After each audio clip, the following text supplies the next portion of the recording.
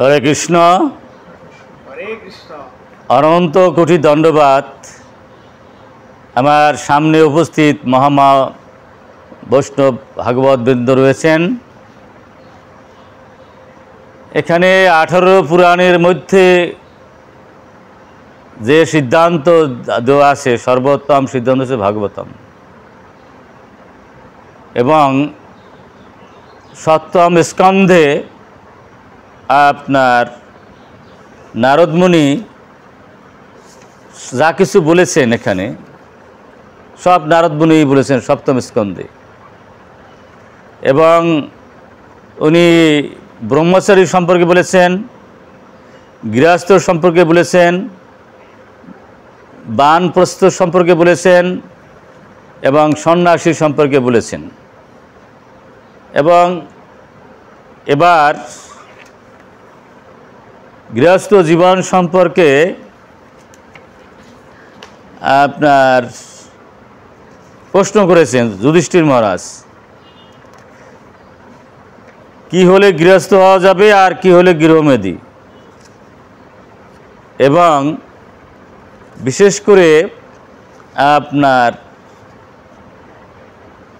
স্কন্ধ 7 অধ্যায় 14 এবং এই অধ্যায়ে 42টা শ্লোক বলা আছে, সেখানে বিস্তৃত বর্ণনা দিয়েছেন নারদ মুনি।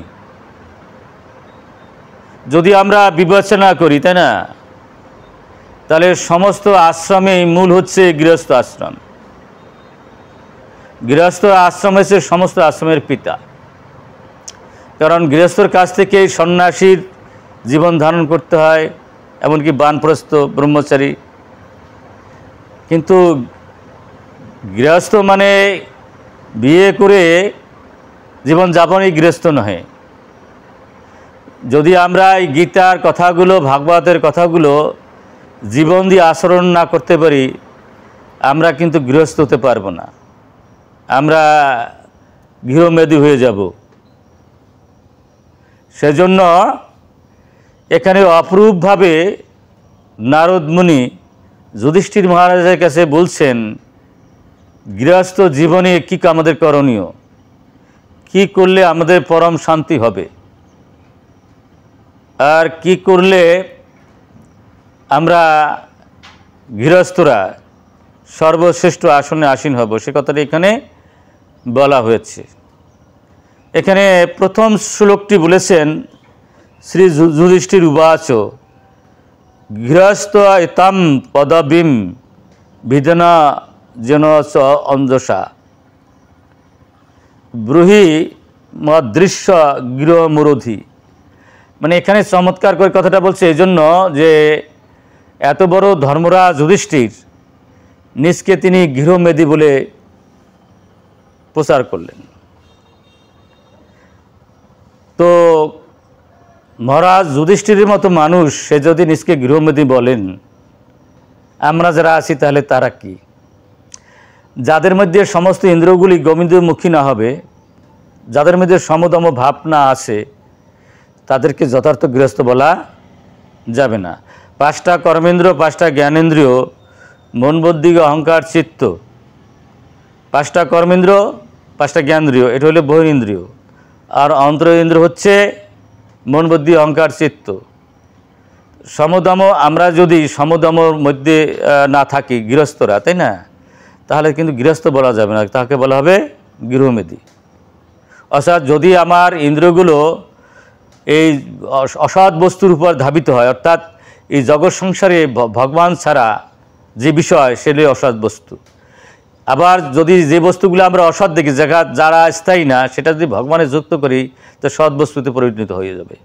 যেমন জল যদি আপনার গঙ্গা নদীতে পড়ে, সেই জল, 1 ফোঁটা জলও সেই গঙ্গা নদীর জলে পরিণত হয়ে যায়।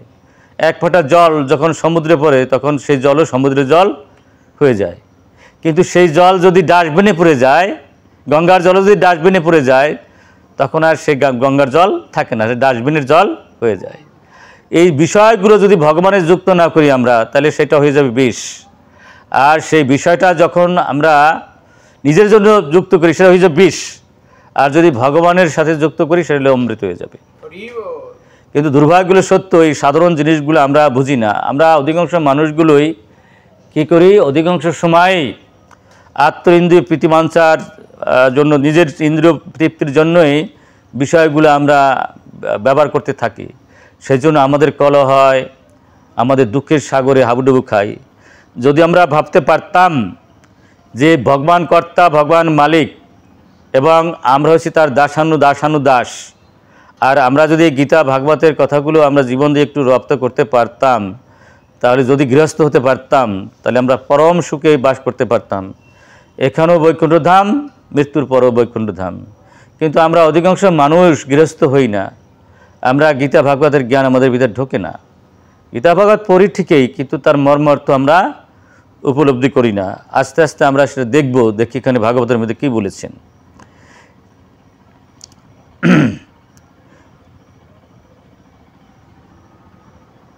মহারাজ যুধিষ্ঠির নারদ মুনিকে জিজ্ঞাসা করলেন, হে দেবর্ষি, জীবনের লক্ষ্য সম্বন্ধে সম্পূর্ণরূপে অজ্ঞ আমাদের গৃহব্রত ব্যক্তিরাও বৈদিক বিধি অনুসরণ অনায়াসে মুক্তি লাভ করতে পারে, দয়া করে আমাকে তা বলুন। যারা আমরা গৃহমেধি আছি, আমরা যদি এই গীতা ভাগবতের কথাগুলো জানি মানি, তাহলে গৃহমেধি থেকে আমরা গৃহস্থ হয়ে যাব। যারা ইন্দ্রিয়গুলো নিজ আত্মেন্দ্রিয় প্রীতি বাঞ্ছার জন্য তারা নিয়োজিত করে, সেইগুলো যদি ভগবানের প্রীতার্থে হয়, জগতের প্রীতার্থে হয়, জগতের কল্যাণের জন্য হয়, আত্মেন্দ্রিয় প্রীতি বাঞ্ছা ছেড়ে দেওয়া যায়, তাহলে গৃহমেধিরও গৃহস্থ হয়ে যেতে পারে। এবং কীভাবে গৃহমেধিরা গৃহস্থ হবে সেই কথাই এখানে নারদ মুনি আমাদের সুন্দর করে বলে দিয়েছেন।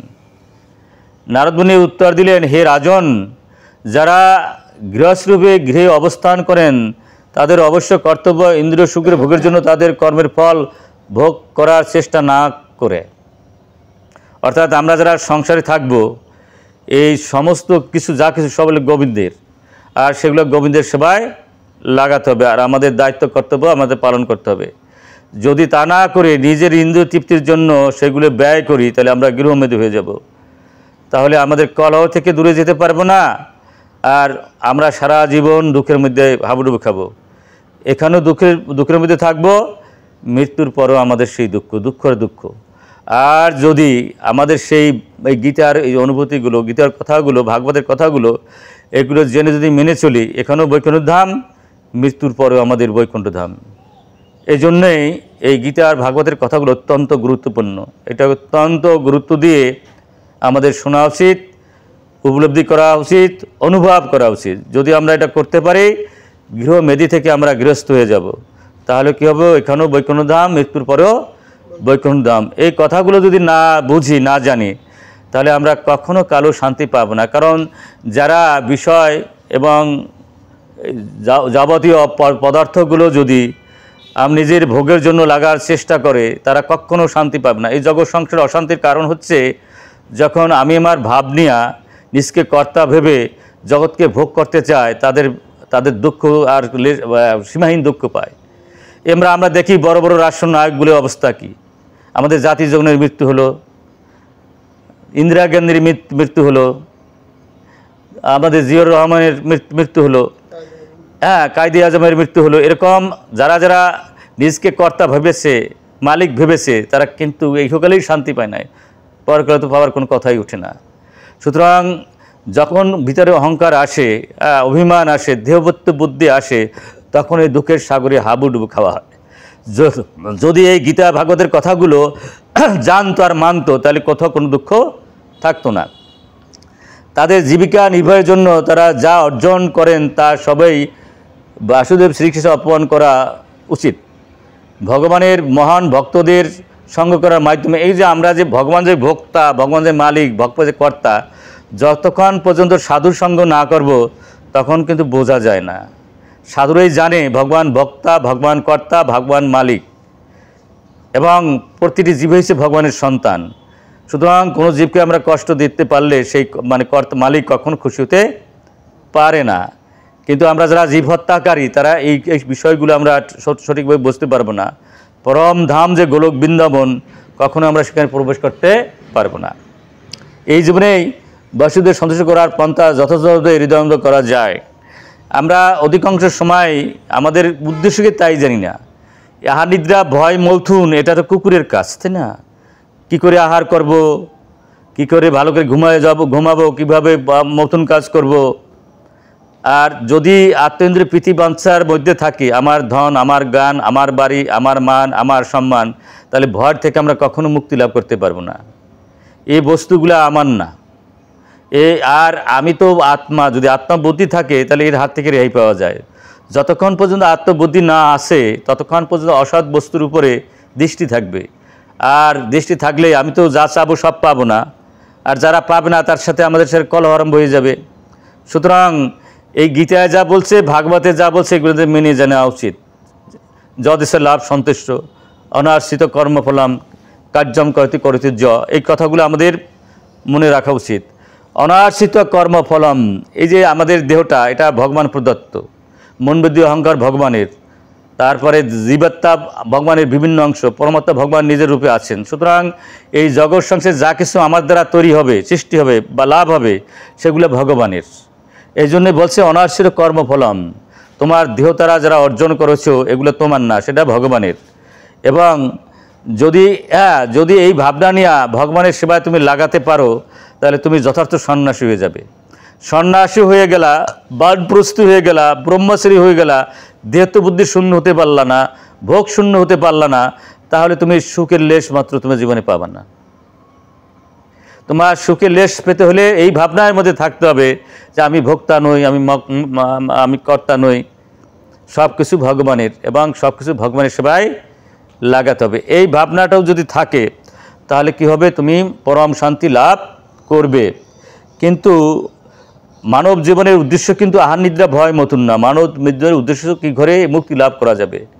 যদি ইন্দ্রিয়গুলো আমাদের সংযত না থাকে, ইন্দ্রিয়গুলো যদি ভোগমুখী থাকে, আমরা কখনো মুক্তি লাভ পারবো না। যদি আমরা মুক্তি লাভ করতে চাই, অবশ্যই ভগবানের সন্তুষ্টির জন্য আমাদের সমস্ত ইন্দ্রিয়গুলো ভগবানের সেবায় নিয়োজিত করতে হবে। তা না করে যদি আমরা নিজের সেবায় নিয়োজিত করি, তাহলে কলহ হবে, বিবাদ হবে এবং সংঘাত হবে, এবং আমরা একজনকে শত্রু ভাববো, একজনকে মিত্র ভাববো। কিন্তু এখানে শত্রু আর মিত্র ভাবার কোনো অবকাশ নাই, কারণ যেহেতু সবাই আমরা ভগবানের সন্তান, সমস্ত জীব সবাই আমরা ভাই ভাই, এবং এখানে শত্রু ভাবার কোনো সুযোগই নেই। যারা শুদ্ধ ভক্ত হবে, যারা গৃহস্থ হবে, তারা দেখবে যে সব কিছু ভগবানের, আর যখন যা ভগবান দেবেন তাই থেকে আমরা সন্তুষ্ট থাকতে হবে। বেশি আমাদের শোনার আমাদের লাভ করার দরকার, যদি চাই যেটুকু আমার প্রয়োজন এর চেয়ে বেশি যদি লাভ করতে চাই, তাহলে অবশ্যই কলহ হবে। কীভাবে কলহ হবে, পরের জিনিসটা এনে আমার বেশি বানাতে হবে, তাই না? আমি যদি চুরি না করি, আমি যদি অনাচার না করি, বেবিচার না করি, একজনে খেতে পায় না আর আমার হাজার হাজার কোটি টাকা, তাহলে নিশ্চয়ই আমি কোনো না কোনোভাবে অন্যটা চুরি করে আনছি নাকি?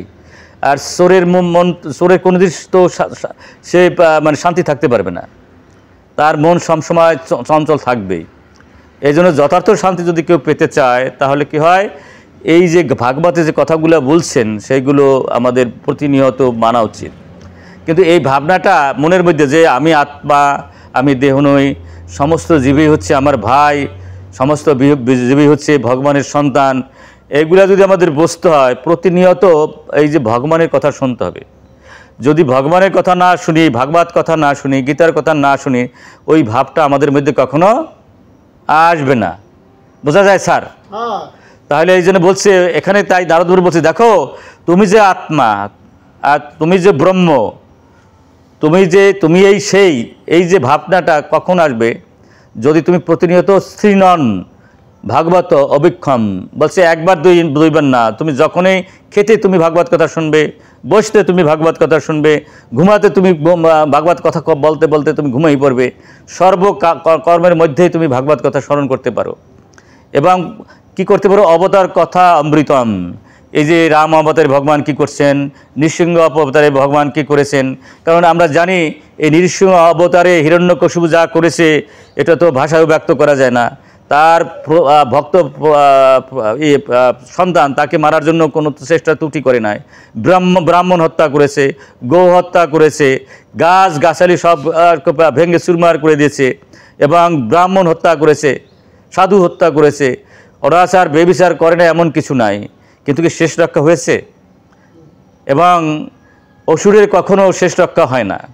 আমরা যদি জগৎকে ভোগ করতে চাই, জগতের মালিক ভাবি, তাহলে আমরা অসুর বুদ্ধি নিয়ে কখনো শান্তি লাভ করা যাবে না। আমরা জ্বলন্ত প্রমাণ পাই, এই সংসারে যারা নিজকে কর্তা ভাবছে, মালিক ভাবছে, তাদের নিহত হতে হয়েছে, তাদের কারাগার ভোগ করেছে, তাদের যারপণ্যে কষ্ট ভোগ করতে হয়েছে। কিন্তু এমন কোনো দৃষ্টান্ত আছে মহাজনেরা তাদের এরকম কারাগার বা অপমৃত্যু হয়েছে? একটা দেখান। এই স্বর্গসুমী বলুন, এই যে যারা আছে পৃথিবী যত বড় শ্রেষ্ঠ শ্রেষ্ঠ মনীষীরা আছেন, কোনো মনীষীতে তো কখনো কারাগারে যেতে হয়নি, মৃত্যুবরণ করতে হয়নি, কলর মধ্যে পড়তে হয়নি। পড়ছে? একজন দেখেন, একজন দৃষ্টান্ত রাখুন। যাদের চিত্ত ভগবানের যুক্ত ছিল, যাদের ইন্দ্রগুলো ভগবানের যুক্ত ছিল, এবং যাদের এই ব্রহ্মজ্ঞান যারা লাভ করেছেন, তাদের কখনো এরকম দুঃখ কষ্টের মধ্যে থাকতে হয়নি। আমরা যদি এখানে এই বৈকুণ্ঠধামের সুখ পেতে চাই, আমরা যদি মৃত্যুর পর এখানে বৈকুণ্ঠধামের সুখ পেতে চাই, অবশ্যই গীতার জ্ঞানগুলো, ভাগবতের জ্ঞানগুলো আমাদের রপ্ত করা উচিত, এবং এর মতো অমৃত বস্তু আর কিছু না। এই জন্য নারদ মুনি বলছেন, তোমার যদি সেই জ্ঞান অর্জন করতে হয়, অবশ্যই প্রতিদিন প্রতিক্ষণ সুযোগ পেলেই ভাগবতের মধ্যে ডুব দিতে হবে। এই ভাগবত অমৃত এমন অমৃত খেলে দেবতারা অমর হয়, কিন্তু এই ভাগবত অমৃত এমন, যারা মরা মানুষ, যারা জীবন্ত মানুষ মরা, অর্থাৎ যারা জীবন্ত হয়ে মরার মতো অবস্থায় আছে, অর্থাৎ যারা নিজকে দেহত্ব বুদ্ধির মধ্যে আছে, ভোগের মধ্যে আছে, যারা বুঝতেই পারতেছে না মানব জন্ম কি। মানব জন্ম হয়েছে মুক্তি পাওয়ার জন্য। মানব জন্ম মুক্তির লাভ না করে আমি আমার ভাবে ভোগের মধ্যে যদি জীবন যাপন করে, সে যে কোনো অবস্থায় থাকুক না কেন, সে অত্যন্ত নিচ স্তরের জীব, সে পশুর চেয়ে অধম, সে অসুরের চেয়ে অধম, যারা এই ভাগবত কথা, গীতার কথা জানলো না এবং মানল না। এই জন্য নারদ মুনি বলছেন, তোমার মধ্যে যদি পশুত্ব ত্যাগ করতে চাও, অসুরত্ব ত্যাগ করতে চাও, যদি তুমি অমৃতের সন্তান হতে চাও, প্রত্যেক দিন এই অমৃত কথা শ্রবণ করো। কাকে বলছে? যুধিষ্ঠিরের মহারাজরে বলছে। কে বলছে? নারদ মুনি। কাদের জন্য বলছে? আমাদের জন্য। আমরাও যদি এই যুধিষ্ঠিরের পদাঙ্ক করে আমরা প্রতিনিয়ত এই কথাগুলো শ্রবণ করি, আস্তে আস্তে আমরাও সেই কি করতে পারবো? অমরত্ব লাভ করব। সেই অমরত্ব দেবতার অমরত্ব না, সেই অমরত্ব হচ্ছে গোলক বিন্দুর অমরত্ব। দেবতার অমরত্ব কোটি বছরের মধ্যে শেষ হয়ে যায়।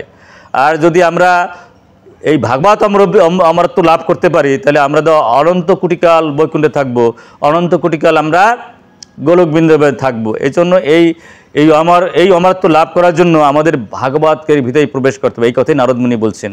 তোমরা যদি এই অমরত্ব লাভ করতে চাও, তাহলে অবশ্যই তোমার কি করতে হবে? এই ভাগবতে ডুব দিতে হবে। এই ভাগবত অমৃতের মধ্যে ডুব দেবা। আবার কীভাবে ডুব দেওয়া? শ্রদ্ধার সহিত যোগ দেবা। এবং এটা আমরা যারা ভগবতী জীব, আমরা প্রায় সময় পাই না। প্রায় আমরা বলে থাকি আমাদের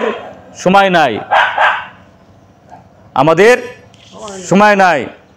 সুতরাং এখানে নারদ মুনি বলছেন যে তোমার খেতে সময় আছে, ঘুমাতে সময় আছে, সমস্ত কাজকর্ম কথা করতে তোমার সময় আছে, আর ভাগবত কথা বলার বা শোনার তোমার সময় নাই। এটা লেম এক্সকিউজ, বাজে কথা। বলছে তোমার কি করতে হবে? যত কাজকর্মে জগৎ সংসার তুমি করে থাকো না কেন, তার মধ্যে একটা সময় তোমার বের করতে হবে। আর কি করবে? তোমার আপনজন, শত্রু মিত্র, যত তোমার ভাই বন্ধু আছে, তাদের একত্রিত হয়ে এই ভাগবত কথা তোমাদের শ্রবণ করতে হবে। আর এই ভাগবত কথা যদি মর্মার্থ উপলব্ধি করতে চাও, যারা সৎ, যারা সাধু, যারা মহাত্মা, তাদের তোমাদের সঙ্গ করতে হবে। এই মহাত্মার সঙ্গে যদি এই ভাগবত কথা প্রতিনিয়ত শোনো, আস্তে আস্তে কি হবে?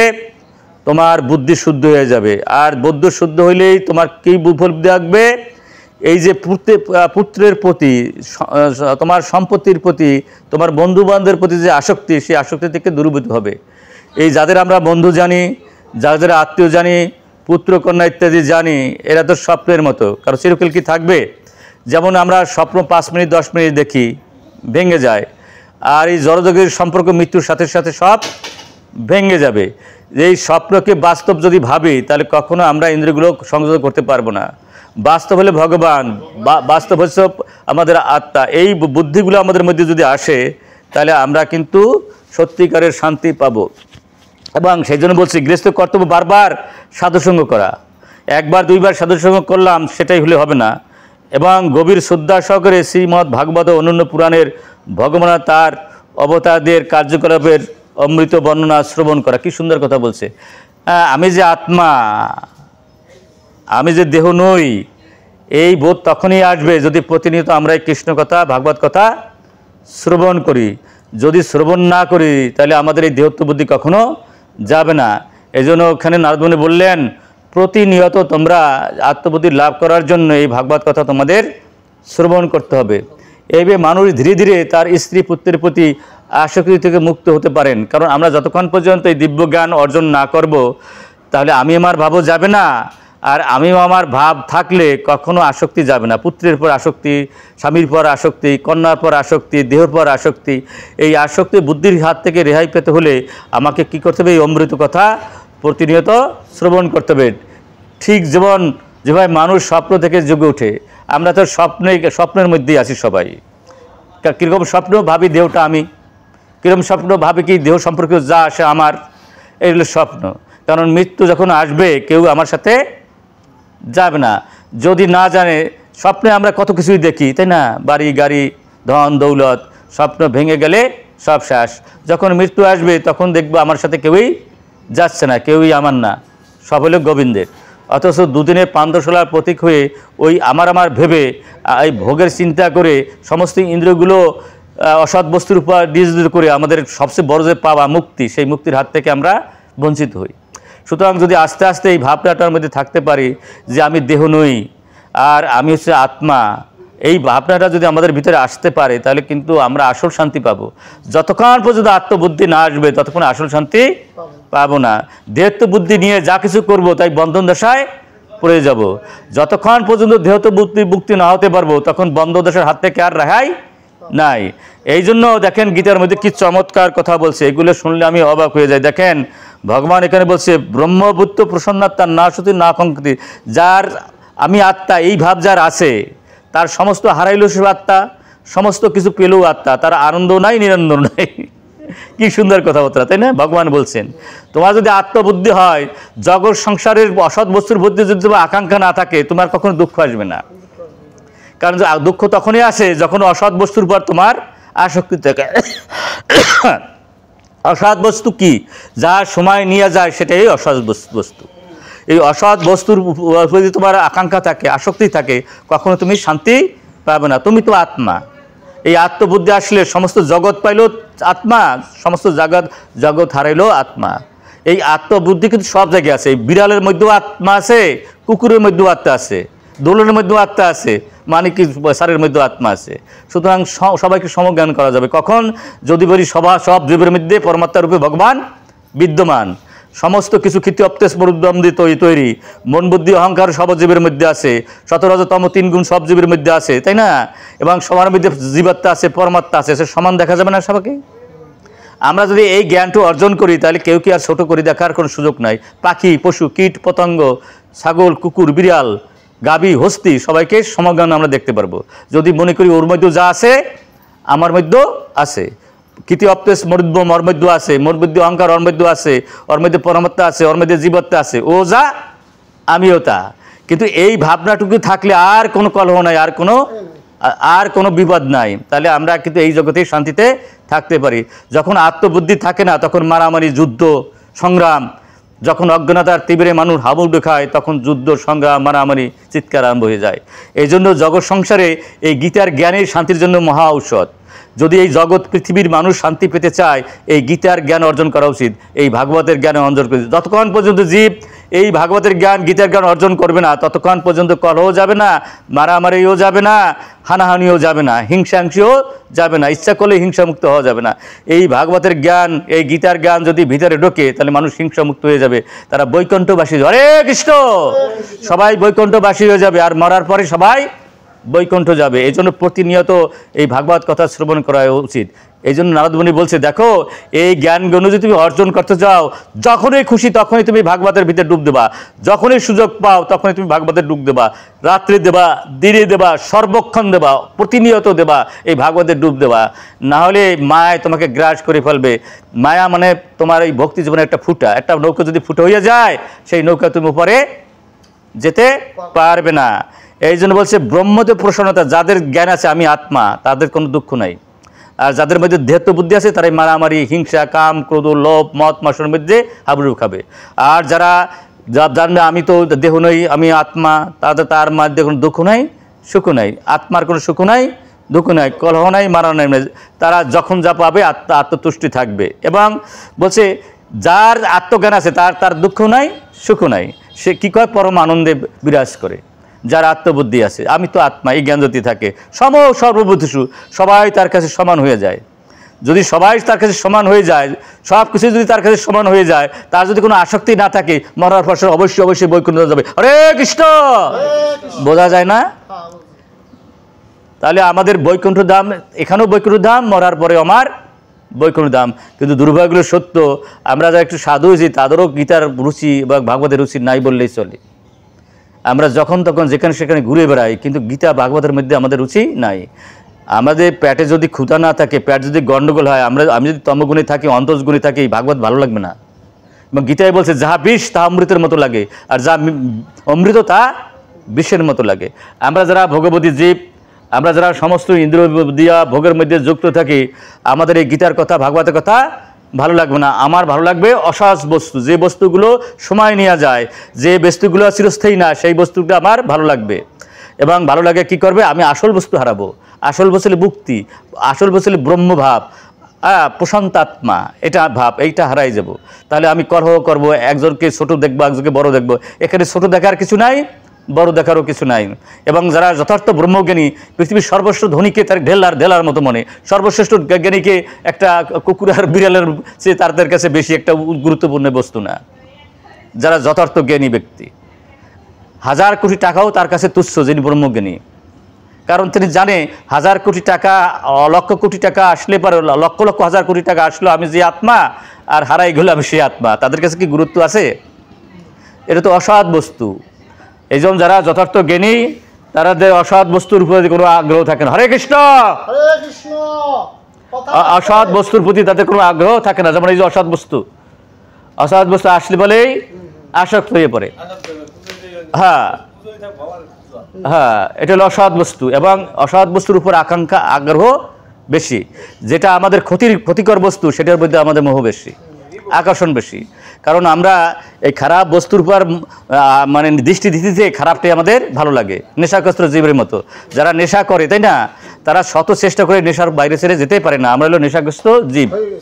যেটা বিষ সেটা আমাদের অমৃতের মতো লাগে, আর যেটা অমৃত সেটা বিষের মতো লাগে। এইটা হলো ভগবতী জীবের কাণ্ড। আমরা ইন্দ্রগুলো এত চঞ্চল, যে কোনো মুহূর্তে সেই ইন্দ্রগুলো ভোগের মধ্যে যেতে চায় টপ করে। এবং একটা ইন্দ্র চঞ্চল হলে তো আমরা ডুবে পড়বো, তাই না? আর সমস্ত ইন্দ্রগুলো সেই ভোগের মধ্যে দিয়ে রাখছি, তাইলে আমরা ব্রহ্মবিদ্যা কীভাবে যাব?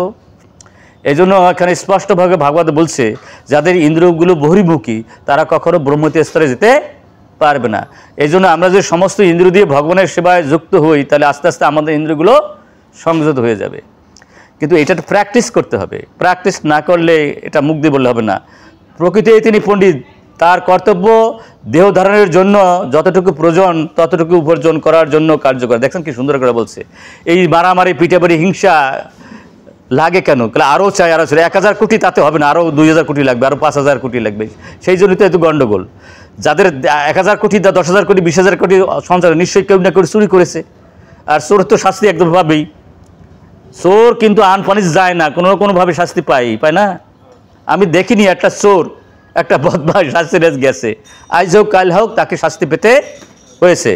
এবং পারিবারিক বিষয়ে অনাসক্ত হয়ে মানব সমাজে বসবাস করা এবং এমনভাবে আচরণ করা যাতে বাইরে থেকে তাকে অত্যন্ত আসক্ত বলে মনে হয়। এখন কারণ হচ্ছে কি, এই জগৎ সংসারে আমরা দুইটা কাজ, একটা হলো আধ্যাত্মিক, একটা হলো জড়জগতিক কাজ। যখন আমরা জড়জগতিক কাজ করবো, এমনভাবে কাজ করবো মনে করবো যে কোনোদিন মরবো না, নাহলে কি জড়জগতিক কাজ করবো। আমরা যদি ভাবি যে কাল মরে যাবো, তাহলে কাজ করতে পারবো? এই জিনিসটা মনে রাখতে হবে যে আমি কোনোদিনই মরবো না, এই ভাবনাটুকু। আবার যখন আধ্যাত্মিক কাজ করব, তখন ভাববো যে আমি এক মুহূর্তের মধ্যে আর আমি এই জগতে থাকবো না। বোঝা যায় দুটো জিনিস। একটা জড়জগৎ কাজ, জড়জগতের কাজ যখন করবো তখন ভাববো আমি কোনোদিনই মরবো না, নাহলে কাজই তো করতে পারবো। আধ্যাত্মিক কাজ, আমি আগামী কয়েক সেকেন্ডের মধ্যে এই পৃথিবী থেকে চলে যেতে হবে। হরে কৃষ্ণ।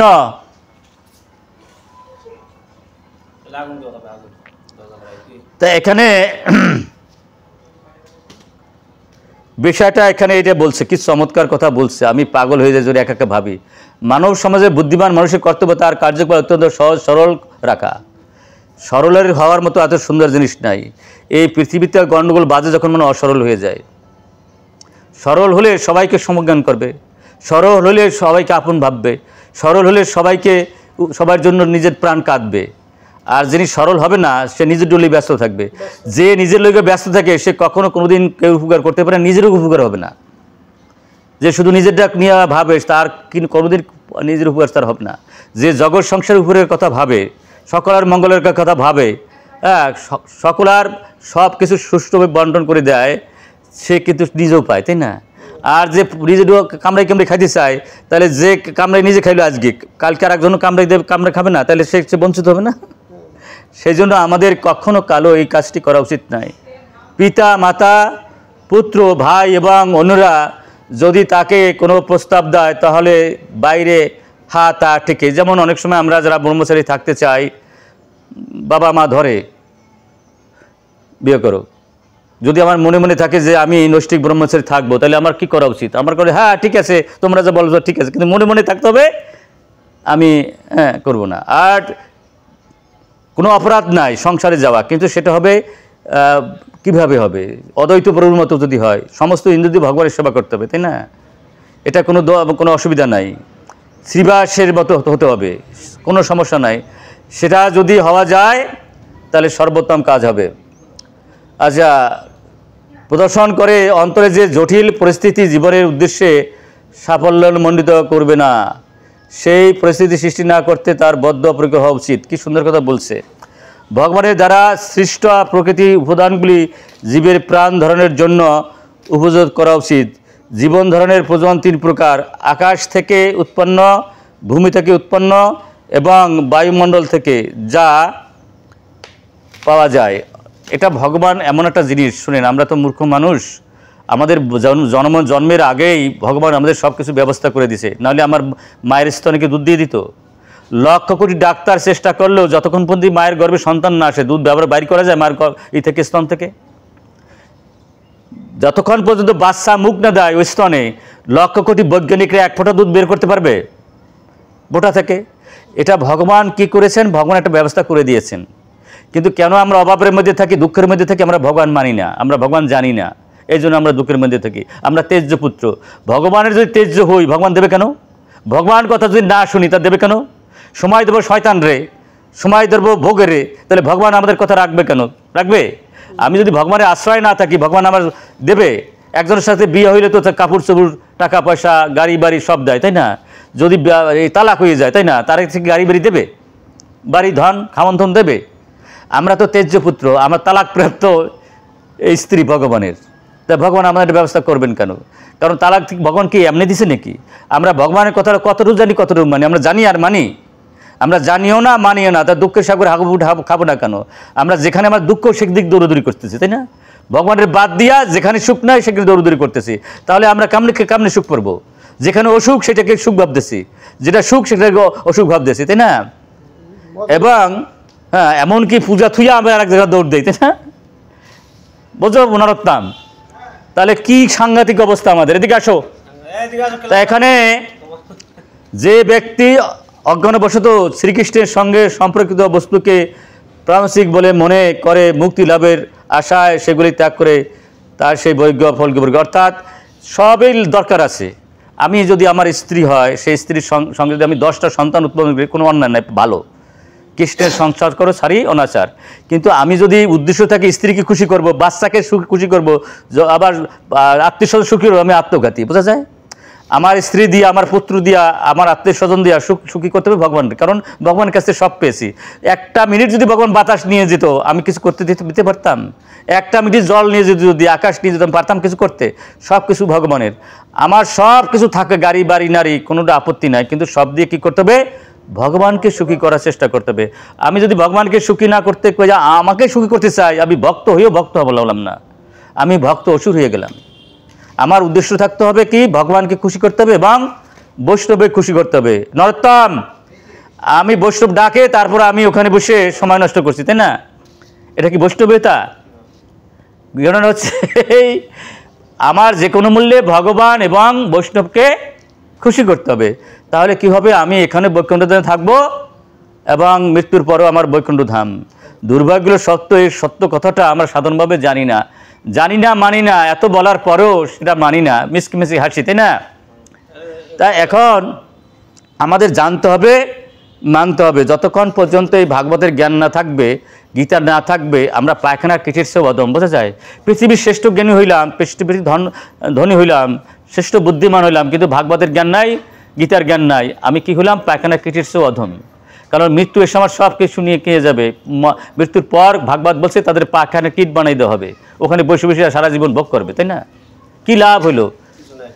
সুতরাং যতক্ষণ পর্যন্ত আমরা যথার্থ অর্থেই এই গীতার কথাগুলো, ভাগবতের কথাগুলো মানব না, হ্যাঁ, একটু সুযোগ পেলেই আরেক দিকে হেঁটে যাবো, তাই না? তাহলে বুঝতে হবে আমার ভক্তি দৃঢ়তা নাই, আমার শ্রদ্ধার গাঢ়তা নাই, আমার হলো ভোগের দিকে নেশা আছে, তাই না? মায়ার দিকে নেশা আছে। হ্যাঁ, ওইটা হলো মায়ার মূর্তি। হ্যাঁ, একটু টিবরি দিলেই আমার আর হরে কৃষ্ণ হরি বল থাকে না, কেমনে জানি কি হয়ে যায়, তাই না? তো সুতরাং এখানে জিনিসটা হচ্ছে এই, আমাদের বুঝতে হবে গীতা ভাগবত যা বলছে এইটা অক্ষর অক্ষরে জানতে হবে এবং সেটা আমাদের অক্ষর অক্ষরে মানতে হবে। যতক্ষণ পর্যন্ত এই গীতার কথাগুলো জানবো না, আমরা অসুর।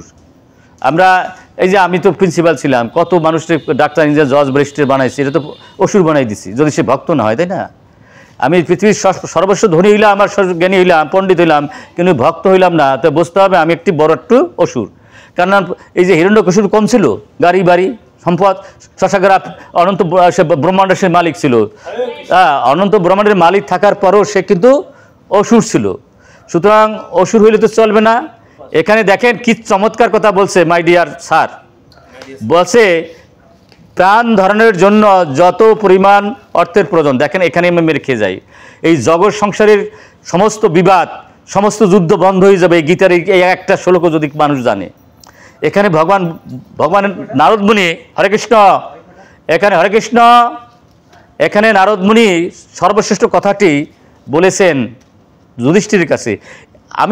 আমার এটা হয়েছে এই একটা শব্দ যদি জীব ধরে রাখে, তাই না, একটা শ্লোক যদি হজম করে ভাগবতের সপ্তম স্কন্ধ 14 অধ্যায়ের 8 নম্বর শ্লোক, এই শ্লোকটাও যদি কেউ ধরে রাখে তাহলে জগৎ সংসার বৈকুণ্ঠ ধামে পরিবর্তন হবে। হরে কৃষ্ণ, এই জগৎ সংসার বৈকুণ্ঠ ধামে পরিণত হয়ে যাবে।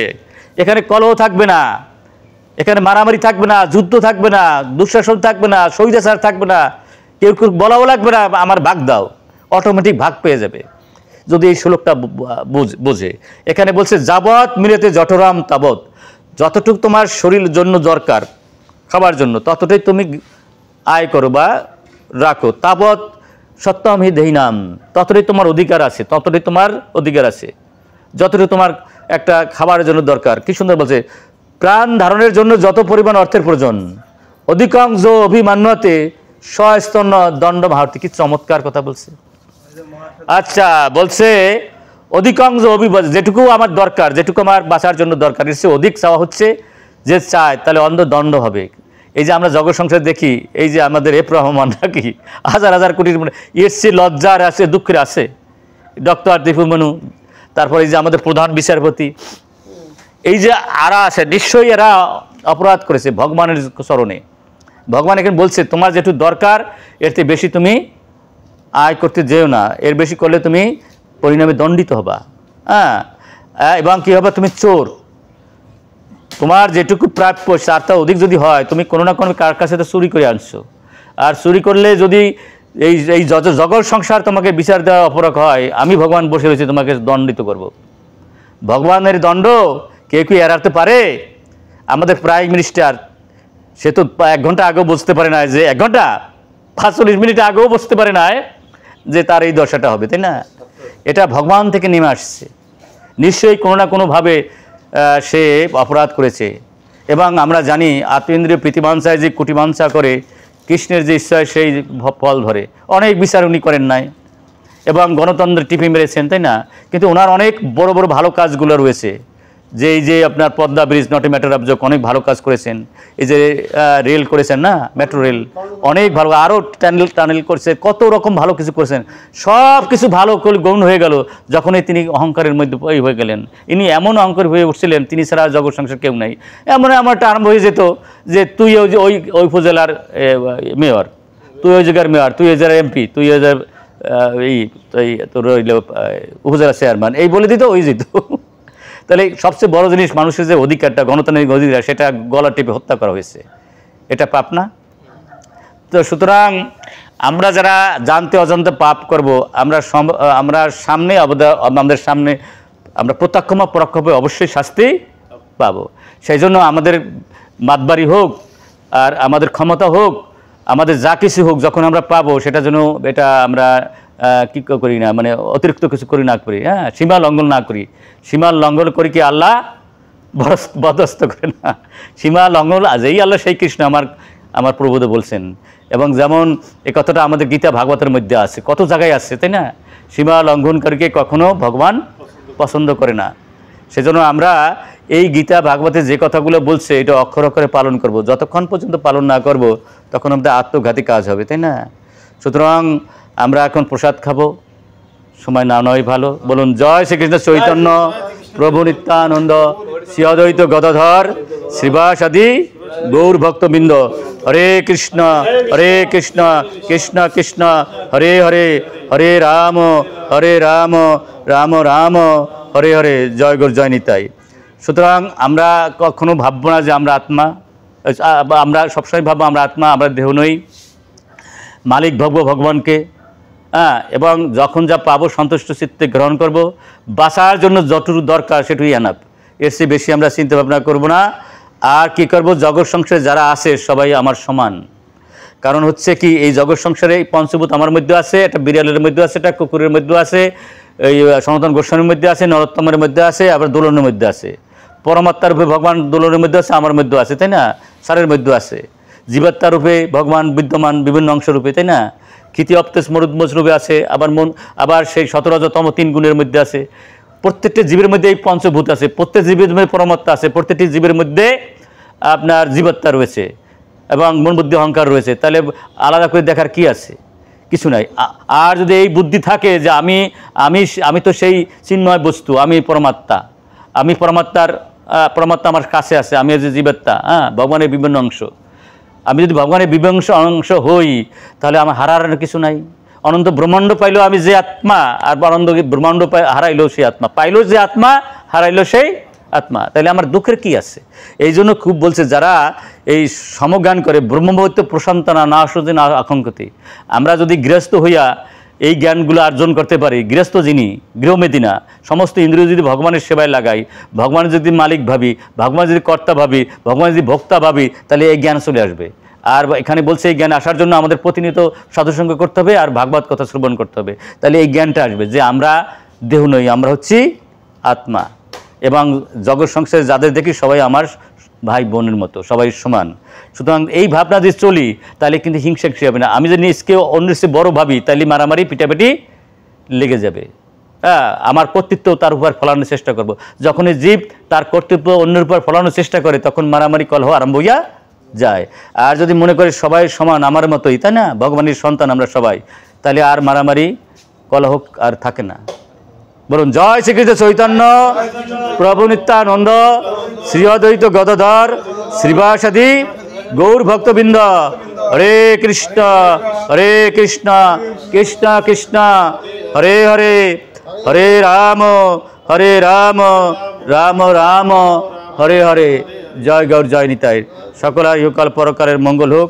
আর আমরা যেন এই বুদ্ধিটা একটু অর্জন করি আর সবাইকে যেন সমান দেখতে পারি। সকলের ইহকাল পরকালের মঙ্গল হোক। হরে কৃষ্ণ।